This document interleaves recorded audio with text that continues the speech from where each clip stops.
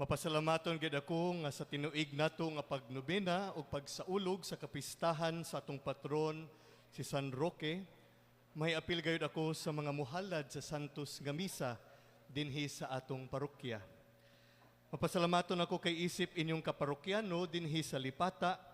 Makahalad ako nining Santos nga misa kauban ninyong tanan.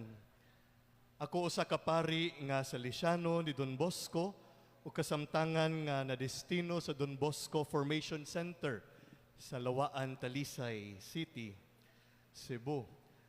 O kung akong balikan ang akong kabatanon, ako gyud nga maingon nga dinhi sa atong parokya ni San Roque, dinhi sa Kristohanong komunidad sa Lipata, nagagikan, niturok og nitubo ang akong bokasyon sa pagkapari.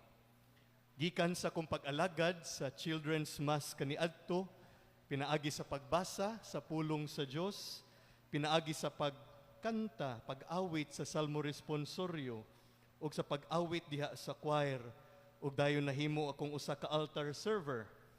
Ang Ginoo pinaagi sa pag-ampo sa atong patron si San Roque, na ginahinay na diay ug dala nako paduol kaniya diha sa pagkapari. Mao nga alang sa mga batan-on nga ania karon dinhi, ayaw kahadlok sa pagtubag sa tawag sa Ginoo, sa pagkapari o pagkareliyoso.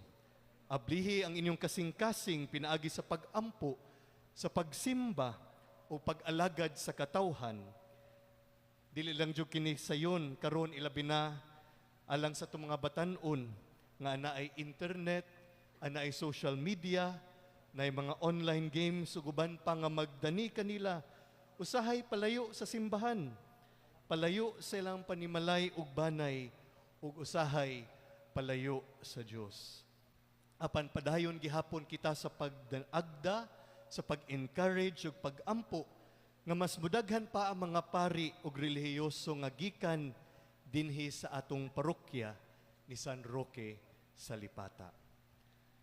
Niadtong bata pa ko moduol jud mi sa imahe ni San Roque nga atong makit-an dinhi sa atong bangan, ug ako nabantayan ang iyang gisulob o gidala nga staff o sungkod, ug ang imahin sa iro nga anaa nagtangag og pan nga nagbarog diha siyang tiilan, ug ang imahin sa anghel nga naay gidala nga murag papel nga naay nakasuwat. Sa una ako kining gisuwayan og basa pero dili man kini in English ug dili pug kini Bisaya. Kini gisuwat sa kinatsila. Ug mao kini nakasuwat sa papel nga dala sa anghel nga nagbarog sa kilid ni San Roque. No pasaylo ako kung naay sayop sa pagbasa nako. In Spanish.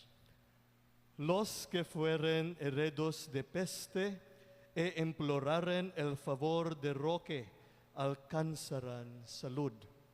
Sa in English pa, those who were struck by the plague and implored the favor of San Roque will obtain their health. Sa ato pa, si kinsa katong mga natakdan sa peste o sakit ug mangayo sa panabang ni San Roque, makabaton og kaayuhan. Matud pa sa istorya nga ang anghel nagpakita sa dihang namatay si San Roque didto sa prisuhan. Ug nindot kayo kini nga mensahe alang kanatong tanan karon. Ilabi na alang sa managmasakiton kanato dinhi. Nga pwede kaayo natong sangpiton ang panabang ni San Roque alang sa kaayuhan ug paghiuli sa maayong panglawas. Kinusab nga istorya atong masumpay sa tema karong tuiga sa pagsaulog nato sa piyesta. Kay balumo sa itema sa atong piyesta. Naman tingali nakasuwat diha, no? Atong basahon, malaumong, sana, magpapanaw uban ni Senyor San Roque. No? Hopeful pilgrims with Senyor San Roque.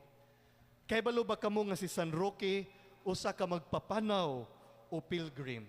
Ambot daghan kani tingali ninyo nakahimo nagpilgrimage, no? Nakalibot na sa lain-lain nga mga simbahan. Pila na nakompleto na ninyo? Wala pa. O ang ubang tingali nakadawat na sa ilahang certificate of completion no, sa pagpilgrimage. Pero si San Roque, usa-usab ka magpapanaw, usa ka pilgrim. Sa dihang 20 na ang edad ni San Roque, mipanaw siya padulong sa Roma. Ug sa iyang pagpanaw, iyang naagian ang mga lugar nga natakdan sa epidemya. Iyang giatiman ang mga lungsuranon nga nataptan sa sakit ug giayo sila. Ug giunsa man ni San Roque, pinaagi siyang pagampo ug sa timaan sa krus, no? Iyang krusan ang mga masakiton. Dinhi nato makita nga daghan ang nangaayo sa ilang sakit pinaagi sa pagampo ni San Roque. Usa ka malaumon nga magpapanaw si San Roque ug nagpaambit kini og paglaom nga gikan sa Ginoo ngadto kanila nga daw nawad-an sa paglaom tungod sa balatian nga ilang nasinati.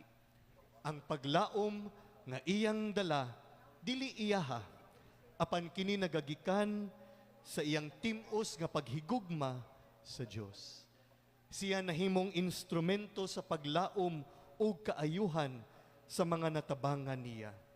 Ang Ginoo anaa gayud nagauban kang San Roque. Ug mausab kini ang atong nadungog sa atong ebanghelyo karon. Si Jesus mipalakaw kang Pedro sa tubig. Apan sa dihang si Pedro nalingla ug nadala sa iyang kahadlok sa dagkong mga balod, hinay-hinay siya nga miudlod. Nahadlok siya sa kakusog sa hangin ug sa balod nga iyang nakit-an. Mao nga siya misinggit, Ginoo, luwasa ako. Ug si Jesus mituyhad siyang kamot aron sa pagluwas kang Pedro.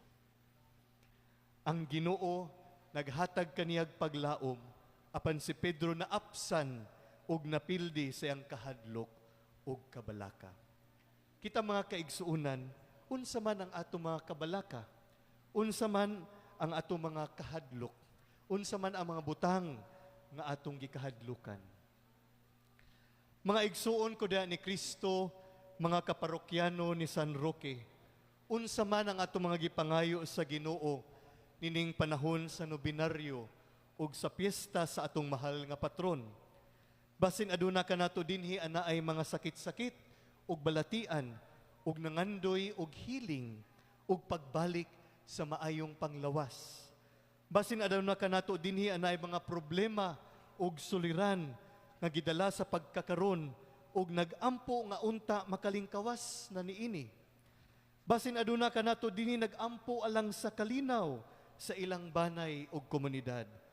Basin aduna kanato dinhi nangandoy nga makadawat og igong pinansyal nga panginahanglan.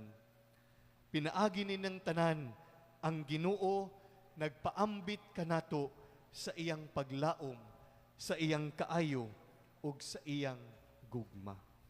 Ug nindot pug kaayo nga ang panabang sa atong patron si San Roque atong pangayuon sa pagpadayon nato sa atong Kristohanong panaw. Unya aduna kitay pagduol, pag-venerate sa relic ni San Roque. Hinaot paunta nga atong ipadangat kaniya sa iyang pangaliya ang atong mga gikinahanglan. Ilabi na ang kaayuhan sa atong lawas, gikan sa mga sakit. Sa pagduol nato sa imahe ni San Roque, atong makita ang iyang pagkamalaumon nga magpapanaw, inubanan sa anghel nga nagsangyaw sa iyang gamhanan nga pangaliya. Tungod niini mga kaigsuunan, unsa pa man ang atong kahadlukan ug atong kabalak-an. Ania anaa ang Ginoo nagauban kanato sa kanunay. Matud pa sa atong gosos ni Senyor San Roque, ang hampak sa katarungan dili unta nato mahiaguman. Imo kami nga tabangan, San Roque, dakong bulahan. Muduol kita kang San Roque, atong pangayuon ang iyang pangaliya, ug siya ang mag-ampo kanato ngadto sa Dios nga atong Ginoo. Amen.